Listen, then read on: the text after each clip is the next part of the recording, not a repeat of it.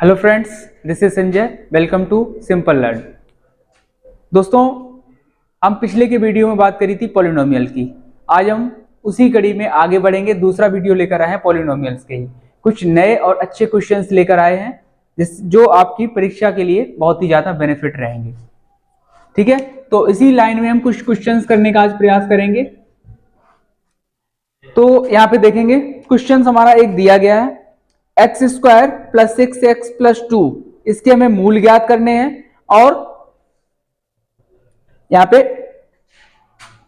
F x equal to दिया गया है x square plus 6x plus 2। ठीक है, कि इसके मूल हमें ज्ञात करने हैं।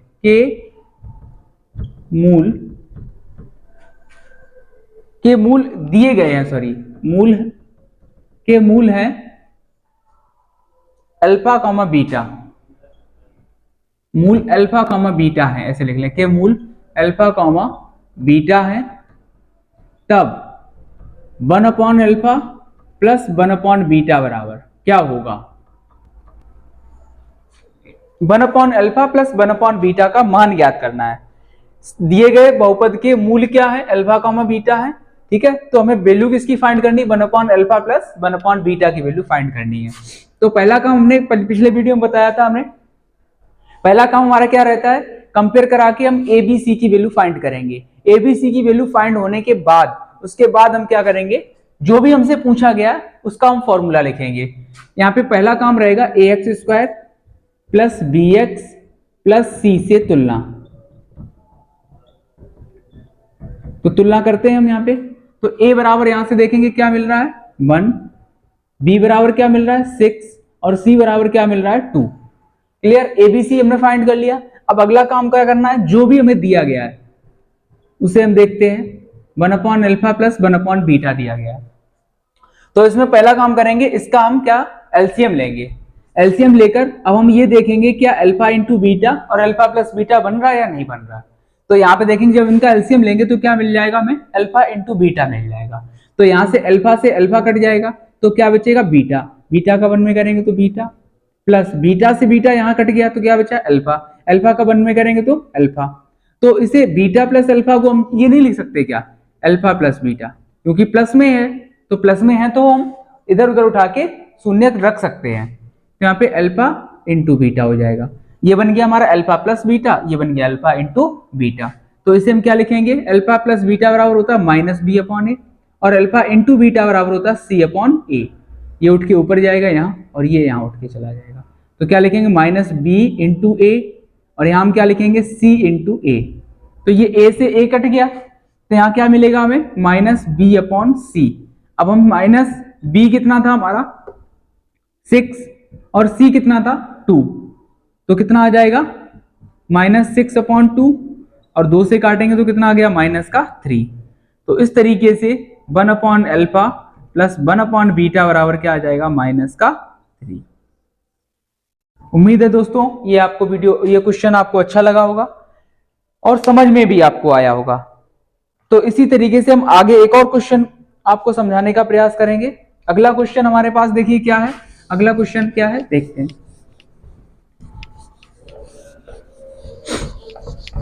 अगला क्वेश्चन हमें दिया गया है x square plus x plus 2 के मूल अल्फा कॉमा बीटा है। तब हमें क्या फाइंड करना होगा? हमें फाइंड करना है बीटा माइनस अल्फा का होल स्क्वायर का मान क्या होगा। बीटा माइनस अल्फा का होल स्क्वायर का मान क्या होगा? तो पहला काम हमने यही करना है क्या? ए बी सी से कम a x square plus b x plus c से तुलना करानी है और ए बी सी का मान ज्ञात करना है। तो यहां से कंपेयर करा दो, a x square plus b x plus c से तुलना। तो जब हम तुलना कराएंगे तो देखो क्या मिलेगा हमें। यहां से ए बराबर क्या मिलेगा? ए बराबर क्या मिलेगा 1, बी बराबर भी क्या मिलेगा 1 और सी बराबर 2। हमने यहाँ पे 1 और 1 क्यों लिखा? क्योंकि जब x के साथ कोई भी नंबर नहीं होता तो उसके साथ हम क्या लेते हैं 1। क्लियर? तो यहाँ पे हम इसके साथ कोई नंबर हमने 1 लिख लिया, यहाँ भी कोई नंबर नहीं था तो 1 लिया जाएगा। तो a बराबर 1, b बराबर 1 और c बराबर 2 आ गया हमारा। अब हमें किसकी वैल्यू फाइंड करनी है? बीटा माइनस अल्फा का होल स्क्वायर। तो बीटा माइनस अल्फा का होल स्क्वायर बराबर फॉर्मूला क्या होगा? Beta square plus alpha square minus 2 alpha beta. Clear? तो यहां पे हम क्या करेंगे देखते हैं। अगर हम चाहें तो इसे इस तरीके से भी तो हम लिख सकते हैं क्या? बीटा माइनस अल्फा का होल स्क्वायर अगर हमें लिखना हो तो इसका एक सीधा फॉर्मूला रहेगा क्या? यहां पे इसका सीधा फॉर्मूला रहेगा अल्फा प्लस बीटा का whole square minus 4 alpha beta. Clear? Alpha plus beta का whole square minus 4 alpha beta. अब कुछ हमारे जो दोस्त होंगे, कुछ हमारे बच्चे जो ऐसे होंगे जो कंफ्यूज हो गए होंगे, सर ये कैसे लिख लिया आपने? तो देखो हम समझाने का प्रयास करते हैं क्यों लिखा। तो ये बन गया a प्लस बी का होल स्क्वायर। इसे क्या लिखेंगे? A square plus b square, ठीक है, प्लस 2ab। ये a प्लस बी का होल स्क्वायर लिखा है और माइनस 4 अल्फा बीटा है ये। तो ये alpha square plus beta square, 4 alpha beta में से 2 अल्फा बीटा चला गया तो कितना बचेगा? माइनस का 2 अल्फा बीटा ही तो बचेगा। क्लियर? तो इसे हम क्या लिखेंगे? A square plus b square minus 2ab। तो इसे हम क्या लिखेंगे? a माइनस बी का होल स्क्वायर भी तो लिख सकते हैं। लिख सकते हैं कि नहीं लिख सकते बताइए? लिख सकते हैं ना? तो बस यही तो चीज लिखी थी, तो इसकी जगह पे हम क्या ये नहीं लिख सकते हैं? बिल्कुल लिख सकते हैं। तो डायरेक्ट हम यही चीज लिखेंगे।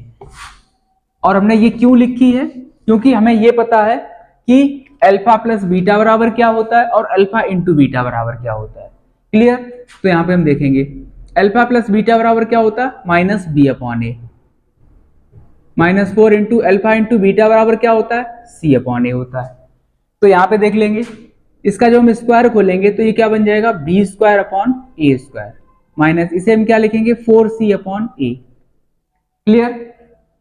अब यहाँ पे आ जाओ, a का मान और b का मान, c का मान हमें पता है। b कितना है? 1, तो 1 का स्क्वायर। a कितना है? 1, 1 का स्क्वायर माइनस 4 इंटू c कितना है? 2, a कितना है? 1, 1 का स्क्वायर करेंगे 1, 1 का स्क्वायर 1 माइनस 4 2 जा 8 अपॉन 1।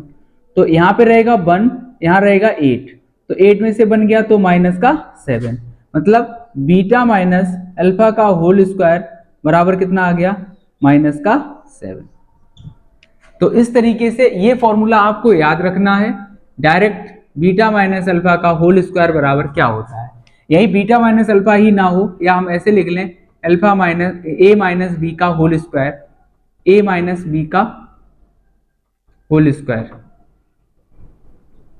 इसे हम इस तरीके से भी लिख सकते हैं, ए प्लस बी का whole square minus 4 A B.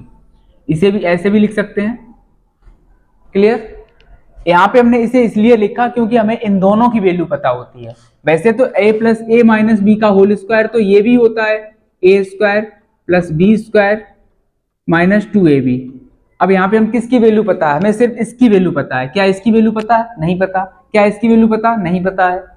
तो हम क्या करेंगे? ये हमारा गलत हो जाएगा, इससे हम आंसर ही नहीं निकाल पाएंगे।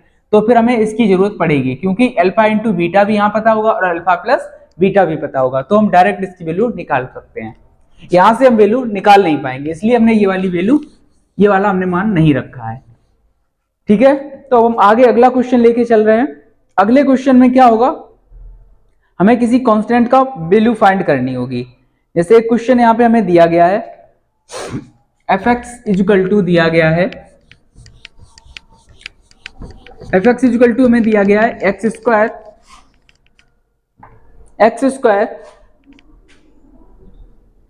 Minus p x plus 1 minus c. इसके मूल अल्फा और बीटा है, तो हमें वैल्यू फाइंड करनी है alpha plus beta, alpha plus 1 और बीटा प्लस 1, इसकी वैल्यू फाइंड करनी है हमें। क्लियर? तो यहां पे पहला काम वही हमारा है, a x square plus b x plus c से तुलना,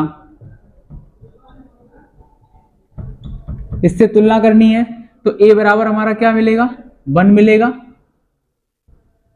b बराबर क्या मिलेगा, माइनस का p और x प्लस 1 मिलेगा। सॉरी यहाँ पे गड़बड़ हो गया, थोड़ा सा क्वेश्चन गड़बड़ हो गया। यहाँ पे मैं पहला काम ये करना था, इसका p का अंदर मल्टीप्लाई करना है, ठीक है। तो p का अंदर मल्टीप्लाई करेंगे तो px हो जाएगा, और बाहर माइनस है तो अंदर वाला साइन बदल जाएगा, तो माइनस का p और माइनस का c, ठीक है। यहाँ पे हमने इसका मल्टीप्लाई क्यों किया, क्योंकि हमें एक्स स्क्वायर तो पता था, क्या एक्स कांस्टेंट वाला टर्म पता था। अब तुम कहोगे सर ये लिखा तो है एक्स प्लस 1, नहीं, यहाँ पे हमें सिर्फ एक्स चाहिए। जैसे कि यहाँ पे हमें मिल रहा है पी एक्स, यहाँ पे क्या है, यहाँ पे एक्स प्लस 1 पूरा एक साथ आ रहा है, हमें सिर्फ एक्स चाहिए है, तो एक्स सिर्फ एक्स वाला ये वाला टर्म है, तो इसीलिए हमने इसके अंदर मल्टीप्लाई किया। अब हम कंपेयर कराएंगे किससे, a x square plus b x plus c से तुलना। जब यहां पे हम तुलना करेंगे तो a बराबर कितना मिला हमें 1, b बराबर कितना मिला माइनस का p, और c बराबर क्या मिलेगा माइनस का p और माइनस का c, ये हमें मिल जाएगा। अगर हम चाहें तो यहां से हम माइनस साइन कॉमन भी ले सकते हैं, माइनस का p माइनस का c हमने लिखा था, चाहे तो हम यहाँ पे ये भी लिख सकते हैं माइनस साइन कॉमन लेके p प्लस c, ये भी हम लिख सकते हैं। अब हमें वैल्यू किसकी फाइंड करनी है, देखेंगे अल्फा प्लस 1 और बीटा प्लस 1।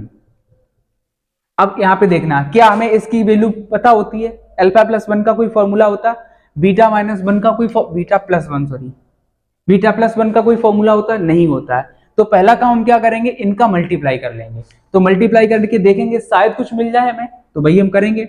अल्फा का मल्टीप्लाई करेंगे बीटा प्लस 1 में, फिर प्लस 1 का मल्टीप्लाई करेंगे बीटा प्लस 1 में, अल्फा का बीटा हम करेंगे अल्फा बीटा, प्लस अल्फा का 1 में करेंगे तो अल्फा, 1 का बीटा में करेंगे तो बीटा, और 1 का 1 में करेंगे तो 1।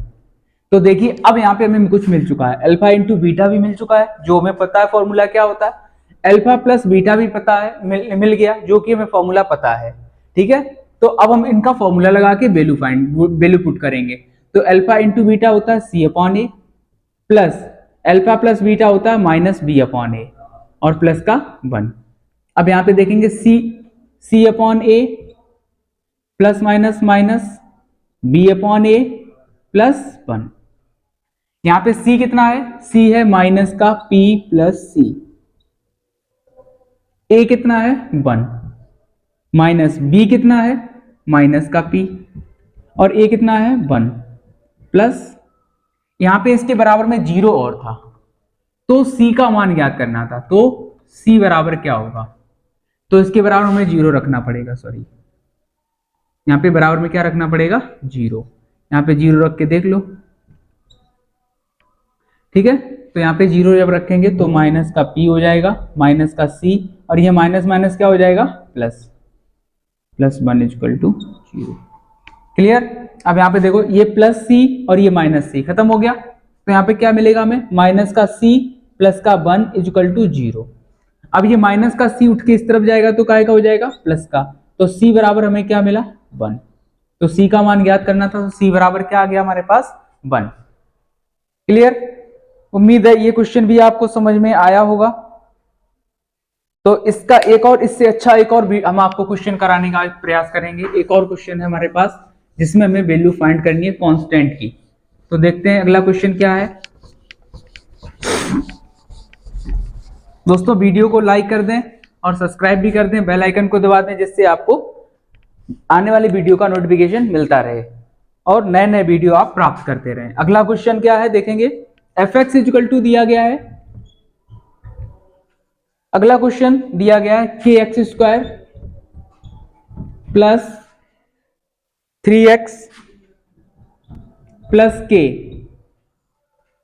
का एक मूल 2 है,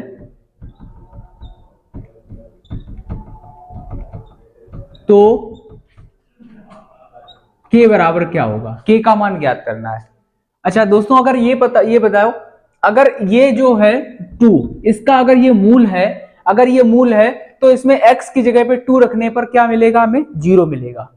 अगर ये इसका मूल है, मूल का मतलब गुणनखंड है, गुणनखंड है अगर इसका, तो इसमें रखने पर हमें क्या मिलेगा, शेषफल 0 मिलेगा। और शेषफल 0 मिलेगा मतलब एफ एक्स इक्वल टू क्या मिलेगा, 0 मिलेगा। ठीक है, यदि यदि दो दिए गए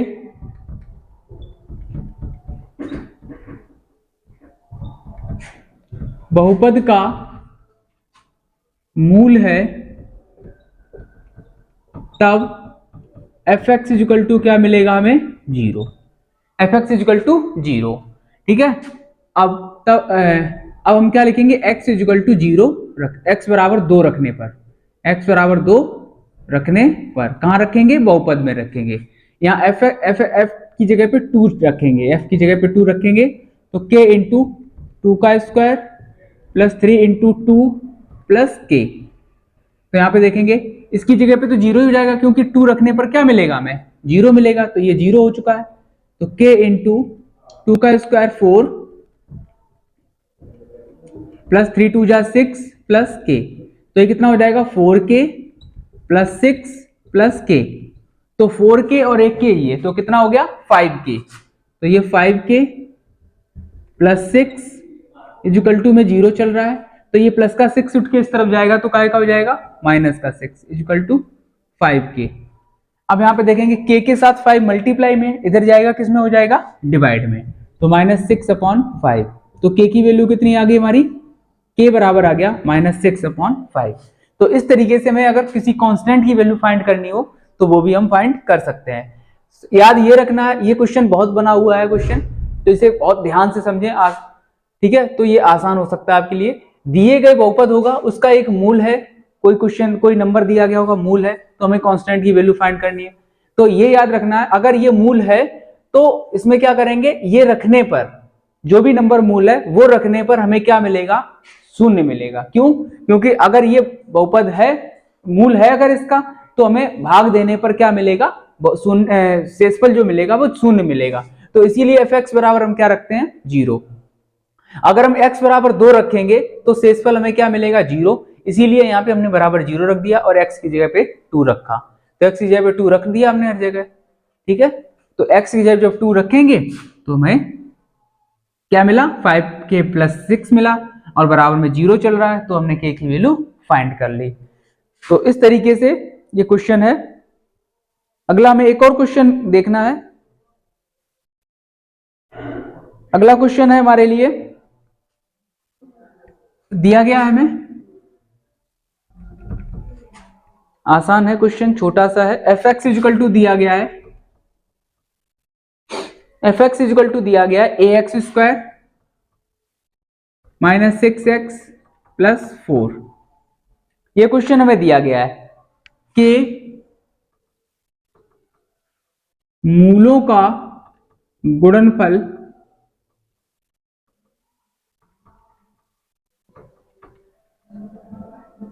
गुणनफल 4 है,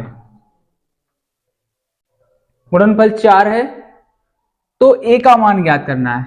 तो a बराबर क्या होगा, तो a बराबर क्या होगा, तो पहला काम यही करेंगे, अगर हमारे पास जो भी दिया गया है उसे हम कंपेयर किससे करेंगे, a x square plus b x plus c से तुलना कराएंगे। सबसे पहला काम रहेगा इसकी हम तुलना कराएंगे, a x square plus b x plus c से तुलना। तो जब हम तुलना कराएंगे तो a बराबर क्या मिलेगा, हमें a मिलेगा, b बराबर क्या मिलेगा, माइनस का 6 मिलेगा, और c बराबर क्या मिलेगा, 4 मिलेगा। ए बी सी की वैल्यू फाइंड कर ली हमने। अब उसने पहले से ही बोल रखा है कि मूलों का गुणनफल कितना है, 4। तो मूल मतलब शून्यकों का गुणनफल, शून्यकों का गुणन मतलब अल्फा इंटू बीटा बराबर कितना दिया गया, 4। शून्यकों का गुणनफल यही तो होता है, अल्फा इंटू बीटा, और वो कितना दिया गया, 4। अच्छा, अल्फा इंटू बीटा बराबर होता क्या है, सी अपॉन ए, और सी अपॉन ए बराबर कितना दिया गया, 4। अब हम वैल्यू रखेंगे, ए की वैल्यू कितनी है, ए, और सी की वैल्यू कितनी है, 4। तो 4/a इक्वल टू 4, तो 4 4 बन जा 4 हो जाएगा, तो 1 upon A equal to 1, cross multiply करेंगे तो a बराबर कितना आ गया हमारे पास, 1। तो a की वैल्यू फाइंड हो गई हमारी। तो इस तरीके से क्वेश्चन, कोई भी इसमें क्वेश्चन टफ नहीं है, बस हमें आपको बस ये देखना पड़ेगा आपको कि क्वेश्चन को टैकल कैसे करना है हमें।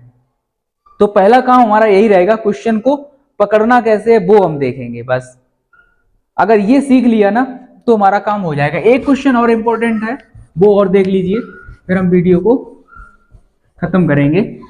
अगला क्वेश्चन एक और है, इंपॉर्टेंट क्वेश्चन है, बहुत ध्यान से समझें बच्चों। इसको दिया गया क्या, बहुपद दिया गया a x square f x equal to a x square plus b x plus सी।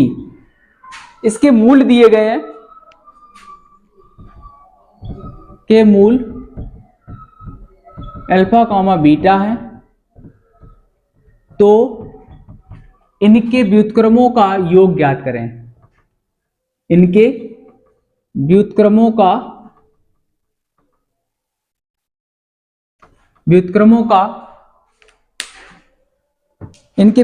का योग ज्ञात करें। योग ज्ञात करें। व्युत्क्रमों का योग ज्ञात करें। व्युत्क्रम का मतलब क्या होता है दोस्तों? व्युत्क्रम का मतलब होता है उल्टा। जैसे अगर हमें मूल दिए गए alpha into beta, alpha comma beta है, तो अल्फा का अगर व्युत्क्रम करना चाहें तो क्या मिलेगा, 1 अपॉन अल्फा। और अगर हम बीटा का व्युत्क्रम करना चाहें तो क्या मिलेगा, 1 अपॉन बीटा। और क्या करना है, व्युत्क्रमों का योग। तो व्युत्क्रम किया, उसके बाद क्या कर देंगे, योग। तो ये क्वेश्चन आसान हो गया, हमने पीछे अभी किया ही ये question, 1 upon alpha plus 1 upon beta. आसान हो गया क्वेश्चन हमारे लिए। तो अब हम कर सकते हैं ना, क्या करेंगे इसमें, इनका हम एलसीएम लेंगे। तो क्या मिलेगा, अल्फा इंटू बीटा। यहाँ अल्फा से अल्फा कट जाएगा, क्या मिलेगा, बीटा। बीटा का 1 में करेंगे तो बीटा, प्लस बीटा से बीटा कट जाएगा, क्या बचेगा, अल्फा। अल्फा का 1 में करेंगे तो अल्फा। तो इसे हम कैसे लिख सकते हैं, alpha plus beta upon alpha into beta. तो अल्फा प्लस बीटा को क्या लिखते हैं, माइनस बी अपॉन ए। और अल्फा इंटू बीटा क्या लिखेंगे, सी अपॉन ए। तो ये कहाँ पहुंचेगा, ऊपर, और ये कहाँ पहुंचेगा, यहाँ। तो इस तरीके से अब हम इसे क्या लिखेंगे, माइनस बी इंटू ए, और यहाँ क्या लिखेंगे, ए इंटू सी। तो मतलब ए से ए कट गया, अब हमारे पास क्या बचा, माइनस का बी अपॉन सी। ठीक है, तो माइनस बी। अब यहाँ पे देखेंगे, जब हम कंपेयर भी किसे हम कराएंगे तो ए की जगह पे ए, बी की जगह पे बी और सी की जगह पे सी ही मिलेगा हमें। तो हमारा आंसर क्या आ जाएगा, माइनस का बी अपॉन सी। ये हमें मिल गया 1 upon alpha plus 1 upon beta बराबर। तो इस तरीके से ये क्वेश्चन भी हमारा आसानी से हो चुका है। क्लियर। अगर हमें इसी तरीके से और आगे क्वेश्चन देखना हो तो एक क्वेश्चन हम आपको घर के लिए और दे रहे हैं। हमें द्विघात बहुपद ज्ञात करना है, मूलों का योग और गुणनफल ज्ञात करना है। ठीक है, तो एक क्वेश्चन ये होमवर्क में आपके लिए रहेगा। क्वेश्चन दिया गया है हमें कि द्विघात बहुपद ज्ञात करिए, द्विघात बहुपद ज्ञात कीजिए, द्विघात बहुपद ज्ञात कीजिए जिसके मूलों का योग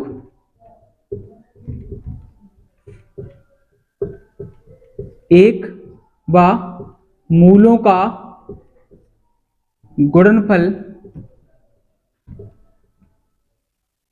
1 है। योग भी 1 है और गुणनफल भी 1 है। ठीक है, अगला एक और क्वेश्चन आप लोगों को देखना है। मूलों का योग अब की बार दिया गया है, मूलों का योग दिया गया अब की बार 8 और मूलों का गुणनफल जो दिया गया है वो 12 है। तो हमें द्विघात बहुपद याद करना है। द्विघात बहुपद ज्ञात कीजिए। फॉर्मूला हमने पिछले वीडियो में आपको बताया भी है।